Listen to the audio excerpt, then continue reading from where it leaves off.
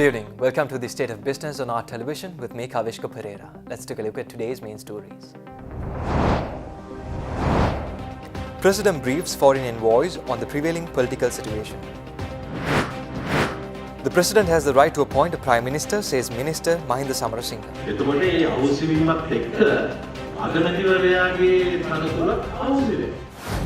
News in detail. President Maithripala Sirisena held a meeting with the foreign ambassadors and high commissioners in Sri Lanka at the Presidential Secretariat yesterday to appraise them regarding the prevailing political situation of the country. During this meeting, the President briefed the diplomats regarding the conflict that existed within the previous government, which led to the appointment of a new Prime Minister. Several diplomats expressing their views said that they wish Sri Lanka would adhere to the constitution of the country and will conduct the activities in a manner that would assure law and order in the country. President Sirisena emphasized that the new Prime Minister was appointed according to the powers vested in him in the Constitution and further said that the new government is expected to further strengthen the existing ties with the countries in the world in keeping with the non-aligned policy and requested the cooperation and assistance of all countries for the development activities of the government.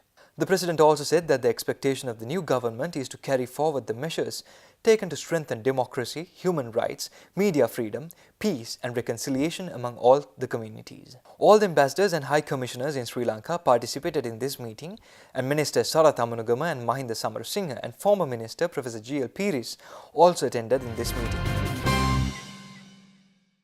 Addressing the media in Colombo today, government spokesperson, Minister of Ports and Shipping, Mahinda Samarasinghe expressed the following regarding the removal of Prime Minister and the appointing of the new Prime Minister. අපි බෞද්ධරයේ දීලා ඒ සමුතිවාදී රජය පීඩෝප අවස්ථාවේදී ඒ බෞද්ධරයේ පදනම් කරගෙන තමයි වැඩ කරගෙන ගියේ. ඊයේ සිකුරාදා එක්සත් ජනතා නිදහස් සන්ධානයේ ලේකම්වරයා ලිපියක් එවුවා කතානායකතුමාට අපි ඒ සන්ධානයෙන් ඉවත් වෙනවා කියලා.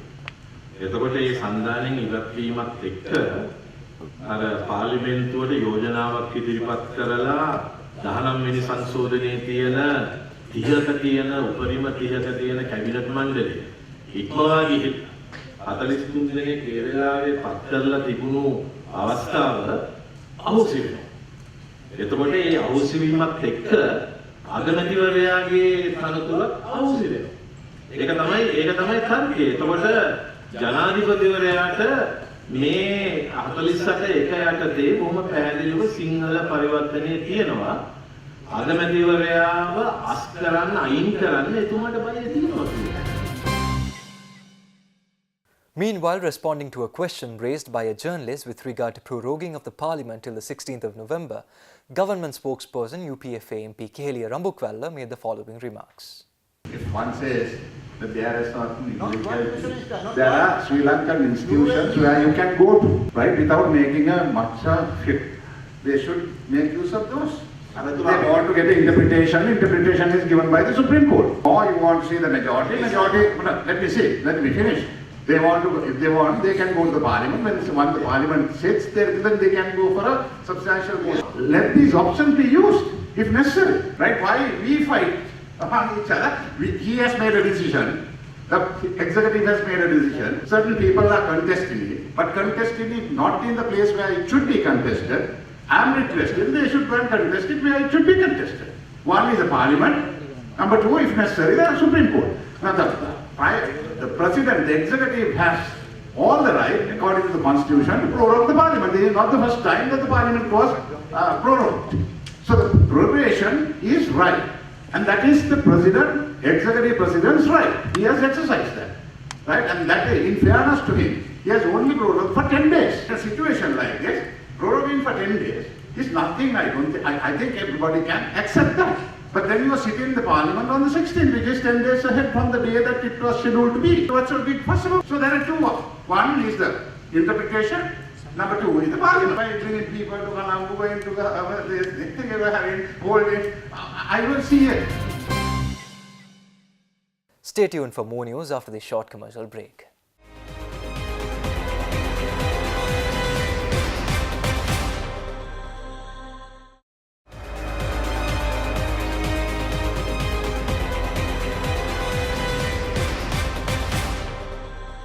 Welcome back.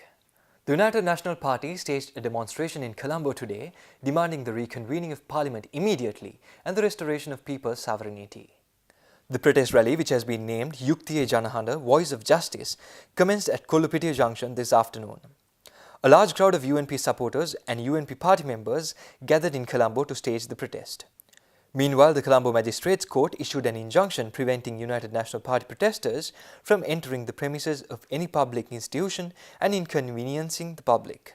The Colombo Additional Magistrate issued the order following a written request made by the Cinnamon Gardens Police to ban the protest. Meanwhile, issuing a statement, police spokesperson SP Ruwan Gunasekara stated that IGP Pujit Jayasundara ordered all senior police officers to ensure the safety in Colombo today and take measures to prevent any acts of violence from taking place in the city within the day. Delivering a speech during the protest rally, UNP leader Ranil Wickremesinghe made the following remarks. ජනතාවගේ වරම පාවා දීම හරිම කැත වැඩක්. ඒ කැත වැඩේ කරන්ට අපි ඉඩ දෙන්නේ කියලා මම මෙතන කියන්න ඕනේ. මේ වේදිකාවේ විවිධ මතදරන විවිධ ජාතීන් වලට අයිති විවිධ ආගම් වලට අයිති නායකයින් කණ්ඩායම් ඉන්නවා. එක අන්තයක ඉඳන් අනික් අන්තය වෙනකන් අපි ඔක්කොම මෙතන එකතු වුණේ එක්සත් ජාතික පෙරමුණ හැටියට ප්‍රජාතන්ත්‍රවාදී බලවේග සමග එකතු වෙලා මේ රටේ ප්‍රජාතන්ත්‍රවාදයේ තවුරු කළා සංවර්ධනයක් ඇති කළා සංවිධාවක් ඒ වගේම අත්වැල් බැඳගෙන ඉදිරියට යන්න. අපි පත්ුනේ පුද්ගලයන් හැටියට ලැබුණ වරමක් නෙමෙයි. මේ රටේ ප්‍රජාතන්ත්‍රවාදය ආරක්ෂා කරන්න තවුරු කරන්න ගත්ත වරම හැටියට. මේ වරම ආරක්ෂා කරන්නට අපි 19 වෙනි සංශෝධනය ඉදිරිපත් කරා. ස්වාධීන කොමිෂන් ඇති කරා. සාමකාමී මැතිවරණ දෙකක් ඇති කරා. මාධ්‍ය නිදහස තහවුරු කරා. ජනතාවට බයක් සැකයක් නැතුව ජීවත් වෙන්න ආණ්ඩුව විවේචනය කරන්න පුළුවන් වාතාවරණයක් අපි ඇති කරා. ඒකේ ප්‍රමුඛත්වයේ උනේ ප්‍රජාතන්ත්‍රවාදයේ ජනතා වරම පාර්ලිමේන්තුවේ ස්වාධීපත්‍ය. මේ වරම අරගෙන තමයි අපි ඉදිරියට ගියේ. ඒ අවාසනාවන්ත අපි නොහිටපු අවස්ථාවක මෛත්‍රීපාල සිරිසේන ජනාධිපතිතුමා මේ වරම කඩලා පාර්ලිමේන්තුව පැත්තකට දාලා යලි විධායක බලය ජනාධිපති අතර ගන්න පැත් කරනවා. ඒකට අපි විරුද්ධයි. ඒකෙන් අපි ඉඩ දෙන්නේ නැහැ. මේ රටේ ජනතාව අද බලාපොරොත්තු වෙන්නේ Taman කැප වුණ ඒ ප්‍රජාතන්ත්‍රවාදය ආරක්ෂා කරලා දෙන්න කියලා මම මෙතන කියන්න කැමතියි. A press conference was organized by SLASCOM this morning in Colombo to announce the first ever SLASCOM AI Asia Summit. This conference is dedicated to the topics of data science and machine learning and will be held on the 7th of November. The SLASCOM AI Asia Summit is aimed at exploring the concepts and application of artificial intelligence and its development. A number of key international speakers are scheduled to speak at the summit and exchange ideas and discuss about applying AI and machine learning. Speaking at the press briefing, Jeevan Jnanam, the chairman of SLASCOM, spoke of the need to add data science and AI to the list of knowledge experts of the country and also of SLASCOM's plans to work closely with local universities to increase the output of individuals entering into the IT BPM sector. Globally, AI is growing very fast. I think it's close to $1 trillion industry by the end of next year. Globally, companies such as Google, Facebook, Microsoft are focusing on data science and AI into the future. And very much data is considered the new gold, if it were, and the amount of information that you can get from data and the services that you can use from data is interestingly becoming, a point of focus for most IT companies, IT and BPM companies. And the business models around data and data science are changing rapidly. This obviously is an opportunity, I think, for us in Sri Lanka as the global markets are changing. It's an opportunity for us to become relevant and hopefully prevalent in this opportunity. And that's really why we have chosen to have this AI Asia Summit in the region. data science and AI globally is known more as a knowledge solution than arbitrage solution. So if you look at most of the solutions that Sri Lanka does today is around software development and finance and accounting. Okay, so those are the two main pillars for the IT BPM industry today. Going forward, we really feel that this third pillar of data science and AI will add value to the knowledge pillar. So we are moving away from cost arbitrage to knowledge and adding value and innovation to our exports. Also, it's a diversification of the export basket in the sense that we did not really have data science and AI till this time, and we want to add diversification to the export basket of goods that Sri Lanka produces, which is why we feel very strongly around data science and AI. So this is of utmost national importance for the country, especially in a time where I think the rupee is weakening. We need to focus on exports and look at and see how we can improve the national exports. The event on the 7th that we have planned is going to be SLASCOM's one of SLASCOM's main events, not only for this year but also for the next 5 years. Okay, and one of the main outputs of this event is a national AI policy. That means we're going to come up with a national AI strategy policy, where we say, we need to create centers of excellence. We need to work with the universities to inculcate data science and AI. In fact, yesterday I was in an event with the Colombo University where we have 4 to 6 month programs. We have introduced 4 to 6 month programs for data science. Going forward, we want to work with other universities to get data science and AI into the curriculum. Following the swearing-in ceremony yesterday, in which 12 ministers, 1 deputy minister and 1 state minister were sworn in, 1 other state minister was sworn in today in the presence of President Maithripala Sirisena. Meanwhile, Hemasiri Fernando was appointed as the Secretary to the Ministry of Defence. Minister Dinesh Gankanda was sworn in as the State Minister of Environment. Now let's take a look at several top stories in brief. The annual Ray Wijewardhana's Memorial Lecture was held in Colombo last evening. The Memorial Lecture was organised jointly by the Institution of Engineers Sri Lanka and Ray Wijewardhana Charitable Trust, a charitable organisation established for the promotion of the vision and ideas of late Dr. Ray Wijewardhana. Chris Kanakaratna, the co-founder and CEO of Virtusa Corporation, delivered this year's lecture themed Creating a Culture of Innovation.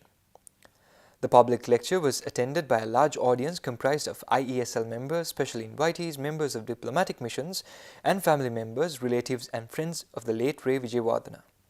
The Sri Lankan rupee dropped to a record low on Tuesday, with the selling price surpassing the 175 rupee mark for the first time in the history. The current selling price is 175 rupees and 56 cents against the US dollar, while the buying rate is recorded at 171 rupees and 67 cents by the Central Bank of Sri Lanka. According to a statement issued by the central bank, Sri Lanka's merchandise export earnings has exceeded $1 billion for the third straight month in August 2018, rising 3.7% to $1,037 million from a year ago. Growth was mainly driven by higher performance in industrial exports, while agricultural and mineral exports declined. Spending on merchandise imports increased by 1.6% to $1,887 million in August 2018 over the same period, mainly due to the high expenditure on fuel and vehicle imports. The deficit in the trade account narrowed marginally to $850 million in August from a year ago, with export earnings rising at a faster pace than the growth in import expenditure. Nevertheless, on a cumulative basis, the trade deficit expanded during the first 8 months of 2018 to $7.2 billion from $6.2 billion in the same 2017 period. Stay tuned for stock updates after this short commercial break.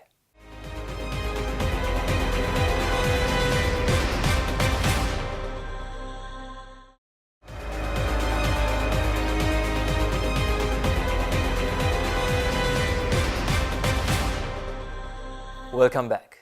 Trading at the Colombo Stock Exchange ended on a positive note today. The All-Share Price Index gained 20.14 points to close at 5,964.32, and the S&P SL 20 gained 24.16 points to close at 3,083.20. The turnover was 981.3 million rupees and 31.6 million shares were traded. Up next is Forex rates.